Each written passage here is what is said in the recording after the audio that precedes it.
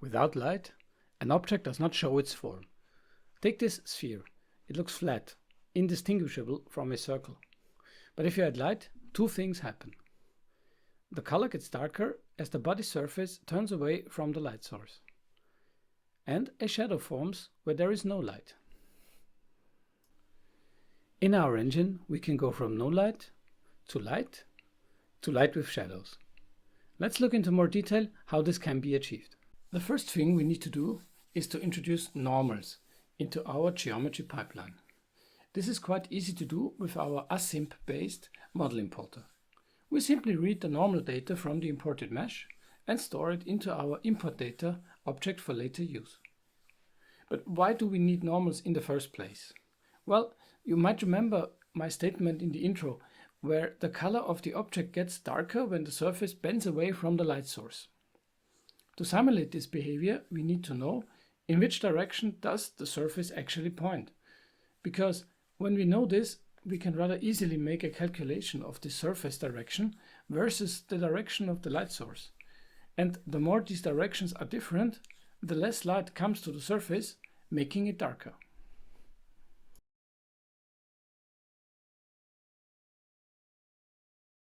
Now we have normals in our models. So let's use them in our shaders. We will create two new shaders, a vertex and a pixel shader. The vertex shader has an additional attribute for the normals. It passes it on to the pixel shader.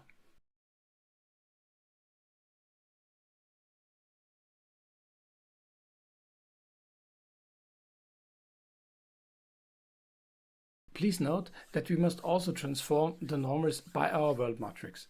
This is necessary so the normals are correctly aligned in what we call our world space. Our lights also live in this world space, so our calculations will make sense. Inside the pixel shader, we will then do the actual lighting calculation. First, we declare the vertex output struct, which is actually the input for our pixel shader.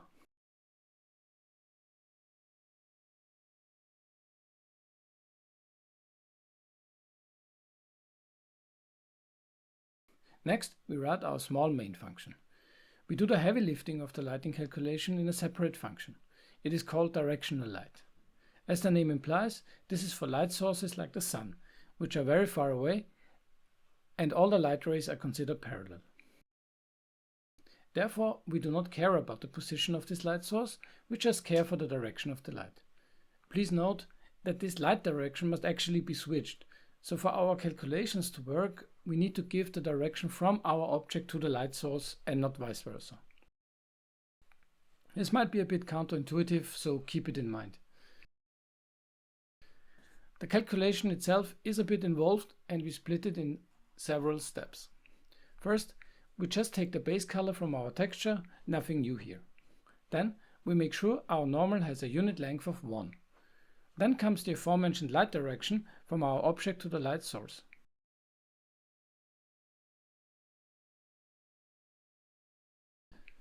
Now comes the heart of this whole exercise. By using the dot product, we can find out the amount, how much our surface is pointing away from the light. The saturate keyword here makes sure we clamp the value to the range of 0 to 1. We are not interested in any negative values here. We finally give it a slightly red ambient color, we add it and we're done, returning the lit color. Let's make a test run now. We start our game and the lighting is already bringing a bit more life into our scene.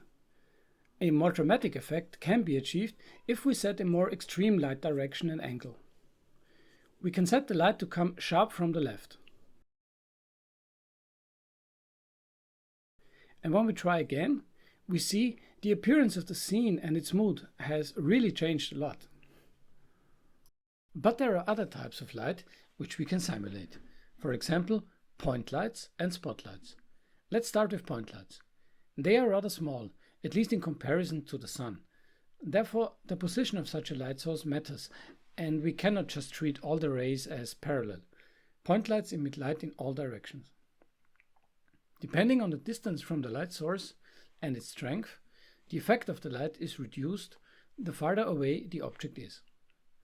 The changes to our vertex shader are quite small actually. we add two new attributes. One is the world position of the vertex, and one is the attenuation, which will store the fall-off of the light over the distance.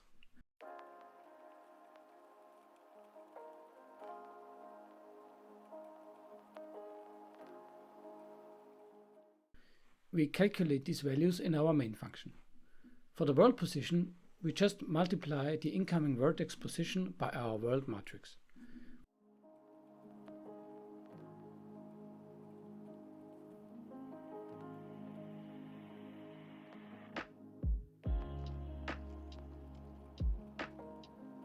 For the attenuation, a few steps are necessary. First, we derive the direction and distance of the light source to our object. Finally, the attenuation itself is the ratio of the distance to the light radius. And as we want the fall-off to get smaller with the distance, this is subtracted from 1. The saturation clamps everything from 0 to 1. There is no need for negative values here.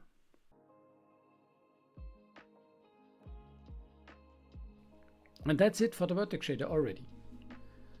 On to the point light pixel shader then.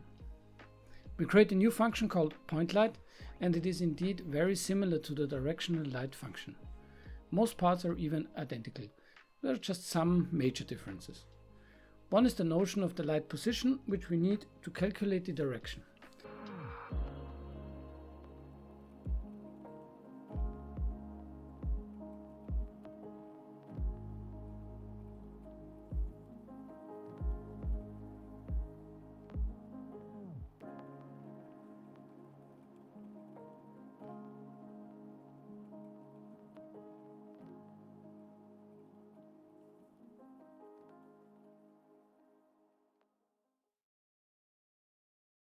The dot product then is the same as before.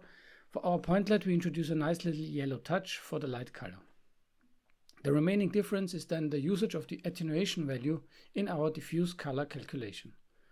Then again, we add ambient and diffuse to get the final lit color.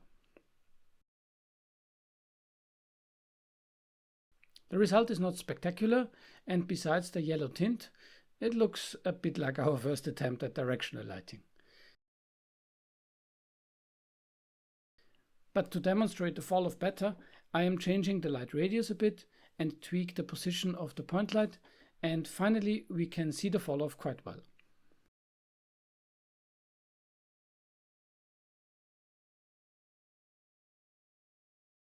Such point lights are good when you want to simulate light bulbs or torches, mostly in non-outside environments. Our final light type is the spotlight.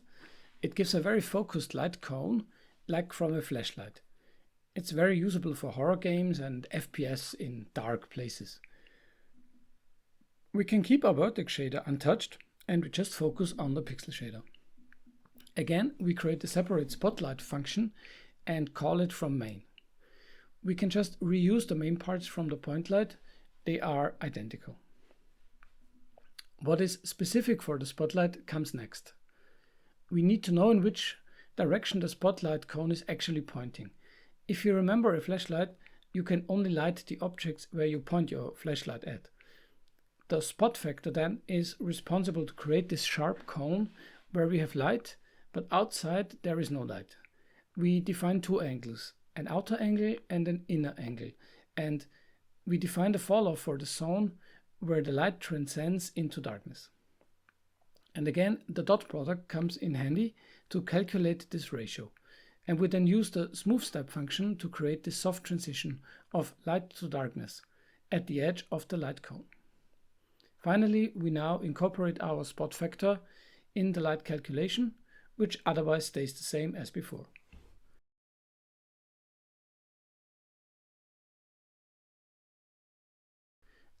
Looking at the result, we see a nice and well-defined cone of light. By playing around with the outer and inner angle, we can change the size and fall-off transition.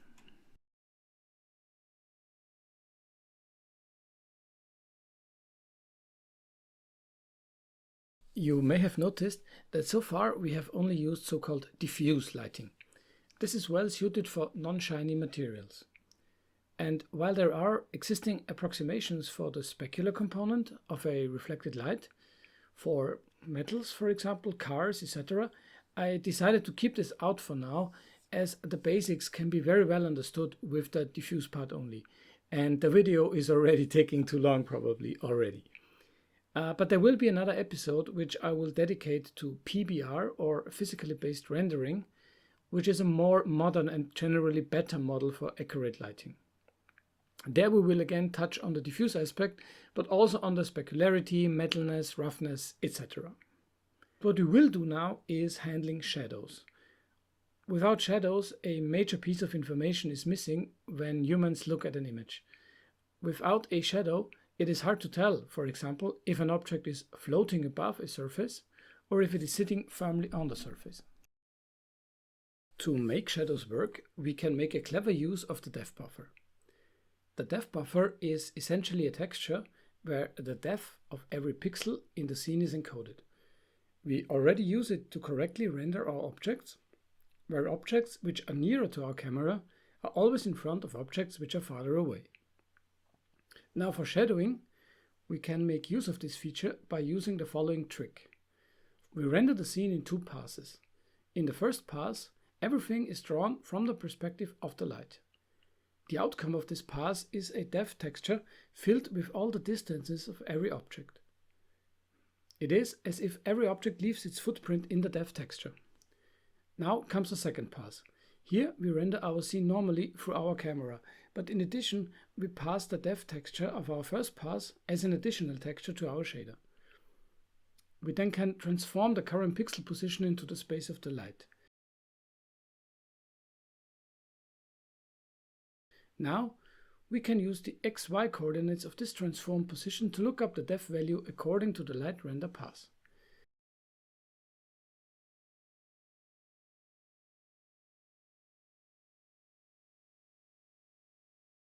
And we can compare this value with the C coordinate of our transformed position. Now, if our C value is higher than the value in the depth buffer, it means an object must occlude the direct line to the light. Therefore, this point is in shadow.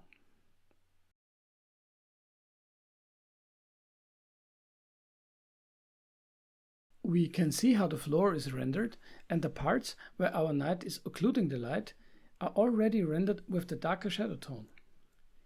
In the final composition of our scene, we see the shadows are also applied to the parts on the right side of the night, which the light does not reach. Again, we covered a lot of ground today, from basic lighting models to shadowing. We are now in a good position to motivate ourselves even further, and in the next episode we will create a first simple game with our small little engine. Until then, have a good time and happy coding!